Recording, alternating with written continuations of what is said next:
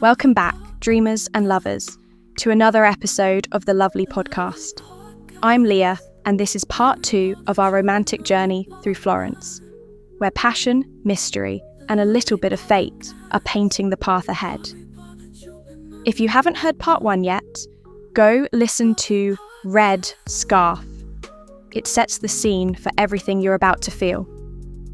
In today's episode, we pick up the next morning. Marco invites me into his world, his private art studio, where paintbrushes aren't the only things revealing hidden truths. Let's step inside, the morning after the walk in Florence. When I woke up, the first thing I saw was the golden light streaming through the shutters of my hotel window. Florence always had this way of making everything feel like a painting, soft, delicate, and somehow timeless. I stretched slowly, still holding on to the memory of last night's walk with Marco. His words, the way he looked at me when he said I was different, had stayed with me longer than I expected. I wasn't sure what it meant yet, but I felt it. That subtle shift in the air when something important is about to begin. A message lit up my phone screen. Buongiorno, Leah. If you're free this morning, I'd love to show you my studio. There's a story I've been meaning to share with you. Marco. I stared at it, smiling. My heart gave a small, excited flutter. Without overthinking it, I replied that I'd be there. The studio was tucked away in a quiet alley, a few minutes from Ponte Vecchio.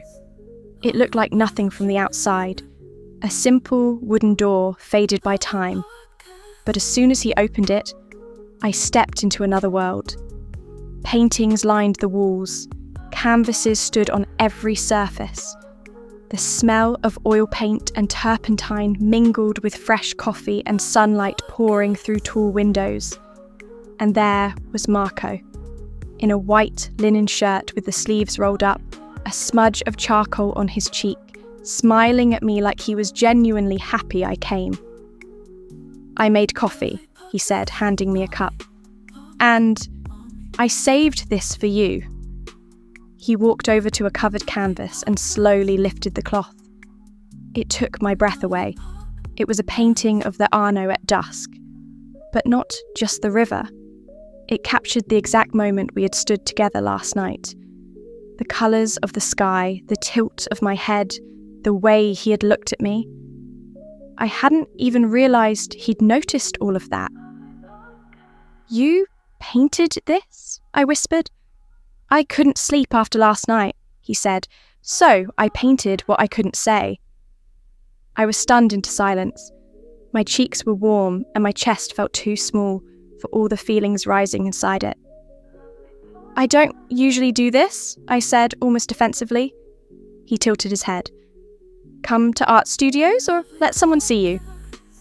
Both, I admitted. He laughed softly. Good. Then maybe we're both doing something new. We sat by the window. For hours we talked about our pasts, about the things we'd never told anyone. He told me about his father, who was also a painter, and how he'd lost him young. I told him about my childhood in Stockholm, the way my dad used to lift me onto his shoulders when we watched football matches. There was a moment when our hands brushed on the windowsill. I looked at him, and he looked at me. The tension between us was like a string, tight, humming, ready to snap. But instead of kissing me, he leaned closer and said, "There's something else I want to show you, but not yet." The mystery in his voice made my skin tingle. "What is it?" I asked, half whisper. He smiled slowly. "You'll see. But you'll have to stay in Florence a little longer." And in that moment, I knew something was unfolding between us. Something real. I didn't know where it would lead, but I didn't want to run, not this time. And that was part 2 of Leah's romantic journey. The morning in Marco's studio, where sparks flew, secrets were shared, and the first threads of something beautiful were woven between them.